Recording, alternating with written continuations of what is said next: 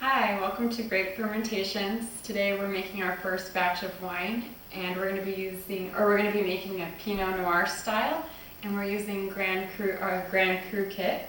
And this makes 6 gallons of wine, which is equivalent to approximately 25 bottles of wine. We had to buy our own corks, but this kit comes with a lot of stuff, including the instructions for how to make it step by step. And it comes with yeast, among other ingredients for wine. This is a concentrated wine, so there's only 2.64 gallons in here, but when you add water to it, it's going to equal to 6 gallons. And we also had to purchase our own stainless steel fermenter, and we had to make sure everything was sanitized, because in the winemaking process, you need everything sanitized. So we'll let you know how it goes.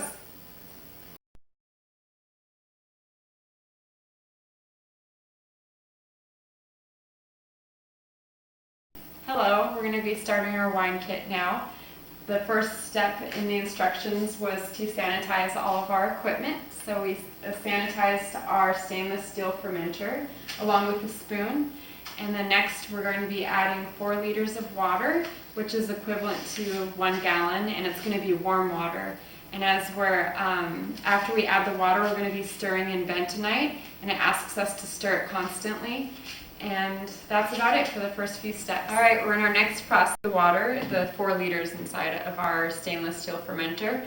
And what bentonite does, it's a clarifying agent. So it's going to bond to all the particles in the wine and bring them down to the bottom, so that way our wine is clear.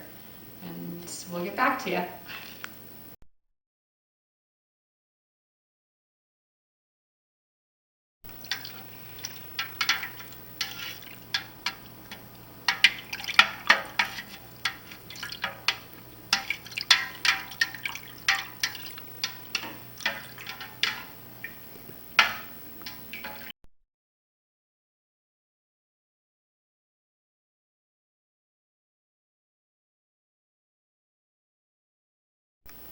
Now that we've added the bentonite to our 4 liters of water inside our primary fermenter here, and it's fully dispersed, we're going to be adding our juice concentrate, and this will be 2.64 gallons of juice concentrate.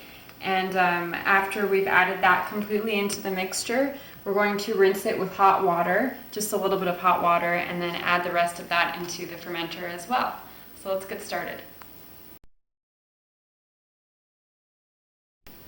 All right, we've added the 2.64 gallons of grape concentrate inside the fermenter, and now we just add a little bit of hot water from the pouch, and we're going to add that to the rest of it just to clean it out of the bag.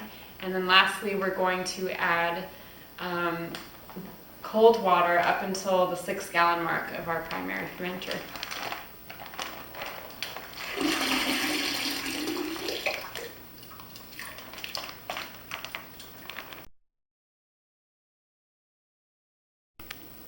All right, we just added the last of our water, so it reaches almost 6 gallons. We're going to be stirring this vigorously, but first we have to measure the temperature of it. It has to be between 70 and 80 degrees Fahrenheit. If it's under 70 degrees Fahrenheit, then our yeast won't activate, and we're going to be adding yeast at the end of our stirring process. And if it is over 80 degrees Fahrenheit, then the yeast might die. So we have to be really careful at the temperatures between 70 and 80 degrees. Then after that, we're going to use our refractometer, and we're going to be measuring our specific gravity, and it has to reach between 1.074 and 1.090 in order for it to be a good table wine. And that's it. So we took our temperature and we're within range, and we also used our refractometer to measure our SG, our specific gravity, and we're also within range per the instructions. And we stirred vigorously for a couple minutes, and now we're going to be adding our yeast and sprinkling it on the top. And here we go.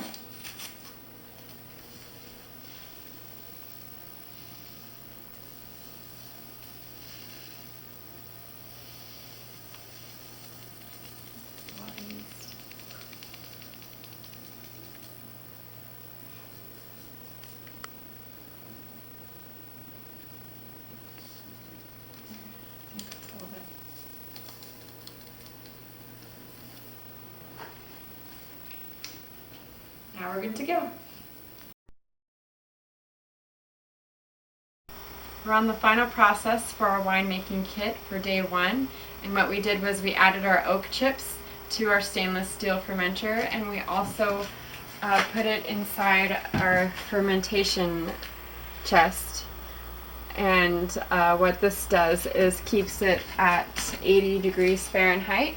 Certain wines and certain yeasts ferment better depending on certain temperatures, so make sure to look up what a good temperature is for your yeast and your wine, and we'll check back with you in 14 days.